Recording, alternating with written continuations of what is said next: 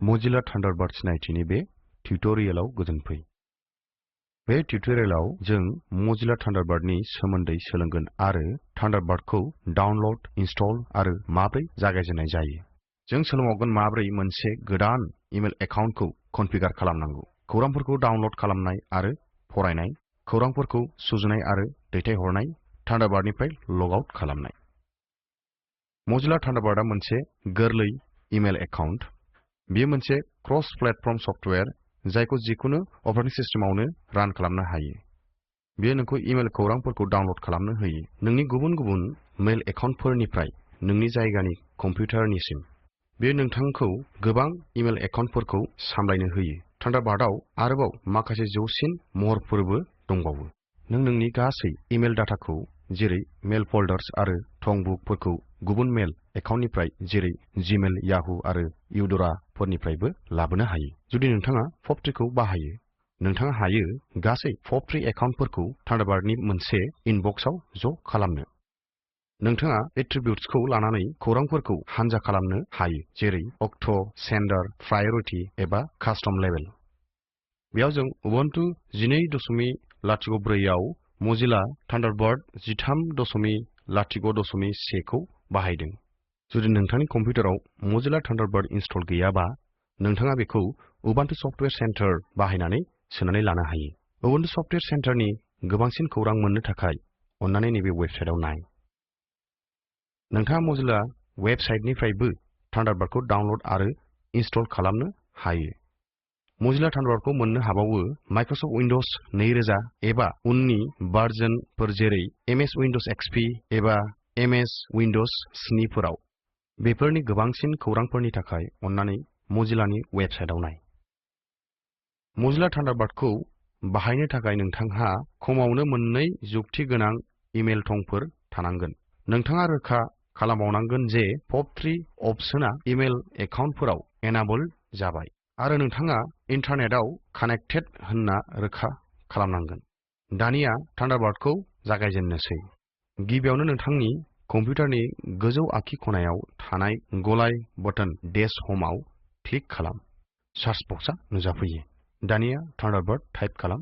Thunderbird आइकनआ नुजाफैयो। एप्लिकेसनखौ खेवनो थाखाय बेयाव click खालाम। मेल एकाउन्ट सेटआप डायलग बक्सआ गेवगोन। गोजौ आगसि फारसे थानाय गोजा दानफ्रुनाय सिनआव क्लिक खालामनानै बेखौ बन्द खालाम। Mozilla Thunderbird एप्लिकेसनआ गेवगोन। गिबियावनो Mozilla Thunderbird इन्टारफेसखौ जोङो मोजाङै मिथिना लानि। Mozilla Thunderbird इन्टारफेसआव मोनसे गोबां अपसन गोनां मेन मेनु थायो। सर्टकाट आइकनफोरा मेनु बारनि मेन मेनुनि गाहायाव थायो। बिदिन्थि बादियै मेल मोन्नाय, लिरनाय आरो एड्रेस बुकफोरनि सर्टकाट आइकनफोर दं। Thunderbirdखौ मोननै पेनेलाव राननाय जायो। आगसिनि पेनेलाव Thunderbird एकाउन्टआव थानाय नोंथांनि फोल्डारफोरखौ दिन्थियो। जेराव मेल एकाउन्टखौ जों दाबो कनफिगार खालामाखै, बे पेनेला जेबो फोल्डारजों नुनो मोननाय नङा। आगदानि पेनेलाव इमेल, एकाउन्टस, एडभान्स फिचार्स आरो गोबां अपसनफोर थायो। बे टिउटोरियेलनि थाखाय जों दासिम मोननै इमेल एकाउन्टफोर बानायबाय। बिसोरो जाबाय STUSER1@gmail.com, STUSER2@yahoo.in। जों नोंथांनि बे मोननै इमेल एकाउन्टफोरखौनो बाहायनो थाखाय खावलायबाय। बे मोन्नैबो मेल एकाउन्टफोराव आं POP3 अपसनखौ एनाबल खालामबाय। आं जीमेलआव माब्रै POP3खौ एनाबल खालामखो?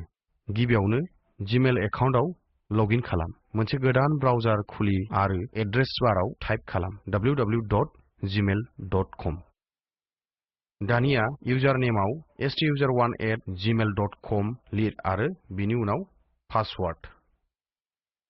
जीमेल उइन्ड'नि गोजौ आगदा फारसे थानाय सेटिंस आइकनआव क्लिक खालाम। सेटिं अपसनआव क्लिक खालाम। सेटिंस उइन्ड'आ नुजाफैयो। फरवार्डिं आरो POP IMAP टेबआव क्लिक खालाम। POP डाउनल'डआव आं सायख'बाय एनाबल POP फर अल मेल।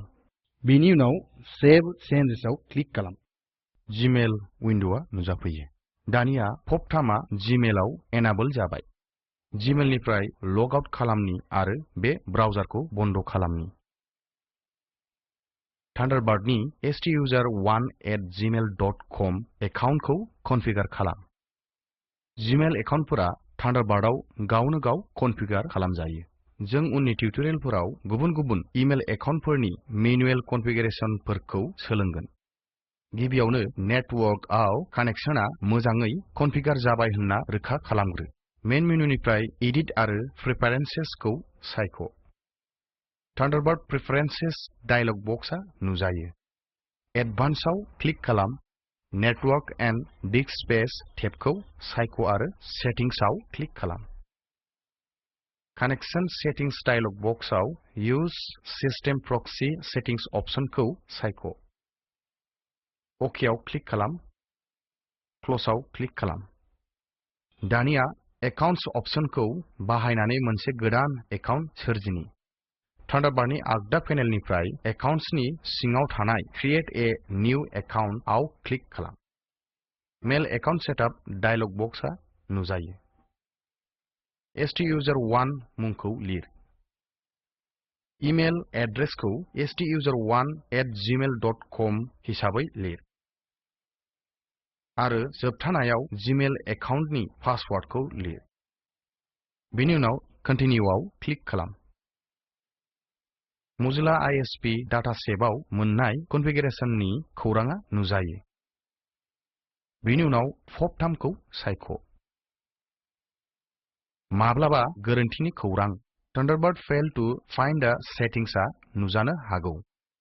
बियो दिन्थियो जे थान्डारबार्डआ जीमेल सेटिंग्सखौ गावनो गाव कनफिगार खालामनो हायाखै। बेफोरबादिनि बेलायाव नोंथाङानो सेटिंग्सखौ मेनुएलि कनफिगार खालामनांगोन। दानिया मेनुएल कनफिग बाटोनाव क्लिक खालाम। जीमेलनि कनफिगारेशन सेटिंग्सआ नुजाबाय। जेराव थान्डारबार्ड जीमेलनि सेटिंग्सखौ मोजाङै कनफिगार खालामबाय बिसोरखौ जों सोलायला।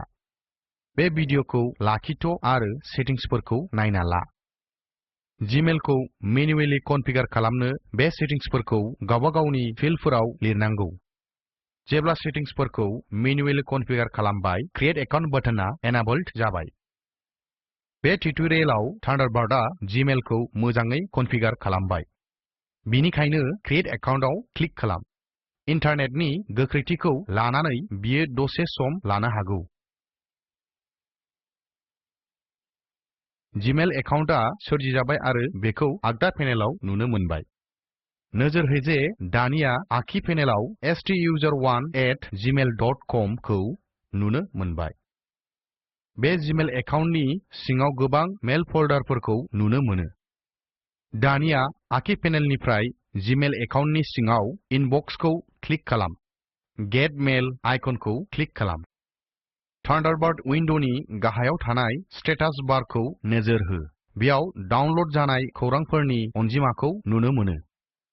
जीमेल एकाउन्ट STUSER@gmail.com आव थानाय गासैबो इमेल खौरांफोरखौ दा इनबक्सआव डाउनल'ड जाबाय। इनबक्सआव क्लिक खालाम आरो खौरांखौ सायख'। खौरांखौ गाहायनि पेनेलाव नुनो मोनबाय।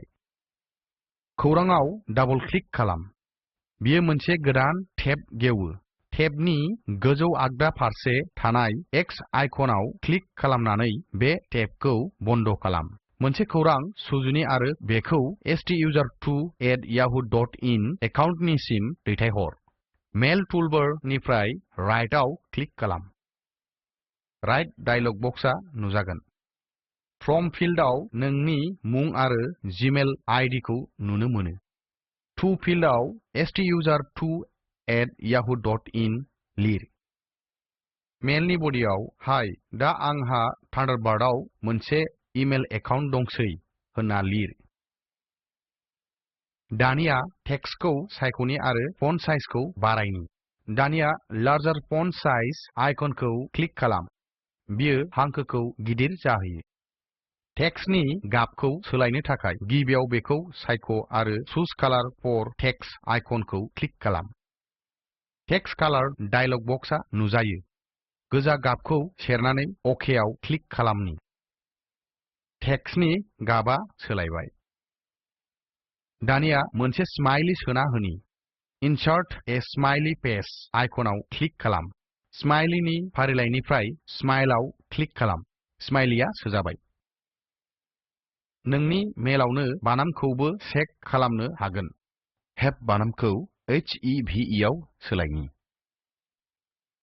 स्पेलिंआव क्लिक खालाम आरो इंग्लिश US खौ सायख' गोरोन्थि गोनां बानामखौ दिन्थिनानै चेक स्पेलिं डायलग बक्सआ नुजायो बे थार बानामखौबो दिन्थियो रिप्लेसआव क्लिक खालाम बन्द खालामनो थाखाय क्लोजआव क्लिक खालाम बानाम प्रेफारेन्सेस सेट खालामनो थाखाय मेन मेनुनिफ्राय एडिट आरो प्रेफारेन्सेसआव क्लिक खालाम प्रेफारेन्सेस डायलग बक्सनिफ्राय कम्पोजिशनआव क्लिक खालाम दानिया नोंनि नांगौ मोनसेखौ बासिनो हागोन क्लोजआव क्लिक खालाम दानिया मेलखौ दैथायहरनो थाखाय सेन्ड बाटनावल' क्लिक खालाम मोनसे साबजेक्ट रिमाइन्डार डायलग बक्सआ नुजागोन मानोना जों बे मेलनि थाखाय साबजेक्टखौ टाइप खालामाखैमोन मेलखौ साबजेक्ट लाइन गैयालाबानो दैथायहरनो थाखाय नों सेन्ड उइदाउट साबजेक्टआव क्लिक खालाम केन्सेल सेन्डिंआव क्लिक खालाम दानिया साबजेक्ट फिल्डआव टाइप खालाम माय first email from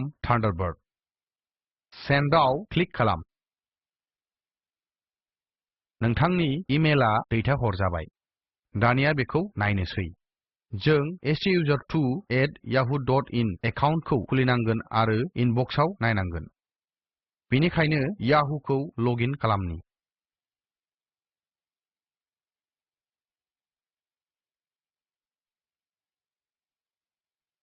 Yahoo login पेजनि याहू आइडियाव STUSER2 टाइप खालाम नोंथांनि पासवार्डखौ टाइप खालाम इनबक्सआव क्लिक खालाम इनबक्सआव जीमेल एकाउन्टनिफ्राय सौफैनाय मेलफोरखौ दिन्थिदों बेखौ खेवनो थाखाय मेलआव क्लिक खालाम नोंथाङा रिप्लाइ बाटनखौ बाहायनानै मेलखौ फिननाय हरनो हायो नाथाय बेयाव मोनसे गोदान मेल कम्प'ज खालामनि कम्प'जआव क्लिक खालामनि टु फिल्डआव STUSER1@gmail.com थंखौ लिर आयदा फिल्डआव कंग्रेस्ट लिर मेलाव लिर नोंथांनि गोदान मेलखौ नुनानै गोजोननाय मोनदों सेन्ड बाटनखौ क्लिक खालाम आरो याहूखौ लग आउट खालाम बे ब्राउजारखौ बन्द खालाम दानिया थान्डारबार्डखौ प्रमान नायनोसै गेट मेलआव क्लिक खालाम आरो गेट अल निउ मेसेजेसआव क्लिक खालाम आखि पेनेलनिफ्राय नोंनि जीमेल एकाउन्ट आइडिनि सिङाव थानाय इनबक्सखौ क्लिक खालाम याहू एकाउन्टनिफ्राय दैथायहरजानाय मोनसे गोदान खौरांखौ इनबक्सआव नुनो मोनबाय मेलाव थानायफोरखौ गाहायनि पेनेलाव नुनो मोनबाय रिप्लाइ बाटनखौ बाहायनानै नोंथाङा बे मेलखौ फिननाय हरनो हागोन थान्डारबार्डखौ बाहायनानै जोंनि खौरां दैथायनाय नाजावनाय आरो नायनाया जाफुंबाय थान्डारबार्डखौ लग आउट खालामनो थाखाय गाहाय मेनुनिफ्राय फाइल आरो क्विटआव क्लिक खालाम नोंथाङा मोजिल्ला थान्डारबार्डखौ बन्द खालामसिगोन थान्डारबार्डनि बे टिउटरियेलआ बेयावनो जोबनानै फैबाय बे टिउटरियेलाव जों मोजिल्ला थान्डारबार्डनि सोमोन्दै सोलोंबाय आरो थान्डारबार्डखौ माब्रै डाउनल'ड इनस्टल आरो बोरै जागायजेनो सोलोंबाय जों आरो सोलोंबावबाय माब्रै गोदान इमेल एकाउन्ट कनफिगार खालामनाय कम्प'ज आरो मेल खौरां दैथायनाय खौरां मोननाय आरो फरायनाय थान्डारबार्डनिफ्राय लग आउट खालामनाय नोंथांनिसिम मोनसे एसाइनमेन्ट दं मोजिल्ला थान्डारबार्ड एप्लिकेसनखौ डाउनल'ड खालाम इनस्टल खालाम आरो बेखौ जागाय थान्डारबार्डआव मोनसे इमेल एकाउन्टखौ कनफिगार खालाम बे एकाउन्टखौ बाहायनानै मेल दैथाय आरो रिसिभ खालाम मा जायो नाय होनाय लिंकआव थानाय भिडिअखौ नाय स्पोकेन टिउटरियेलनि प्रजेक्टखौ बियो गुवारै फोरमायगोन नोंहा जुदि मोजां बेन्डविड्थ गैयाबा नोंथाङा बेखौ डाउनल'ड खालामनानैबो नायनो हागोन स्पोकेन टिउटरियेल प्रजेक्ट हानजाया स्पोकेन टिउटरियेलखौ बाहायनानै वर्कशपफोर खालामनाय जायो जायफोर अनलाइन आनजादाव उथ्रिनो हायो बिसोरनो मान बिलाइ होनाय जायो गोबां मिथिनो थाखाय बे थंआव लिर contact@spoken-tutorial.org स्पोकेन टिउटरियेल प्रजेक्टआ टक टु ए टीचार प्रजेक्टनि मोनसे बाहागो बेयो भारत सरकारनि ICT MHRD नि गेजेरजों नेशनेल मिशन अन एजुकेशन जों मदद मोन्नाय बे मिशननि गोबां खौरांफोरखौ बेयाव मोननो हागोन spoken-tutorial.org/nmeict-intro बे टिउटरियेलखौ आं कनिराम नार्जारी राव होदों आरो प्रहलाद नार्जारिया राव सोलायदों। बाहागो लानायनि थाखाय गोजोन्थों।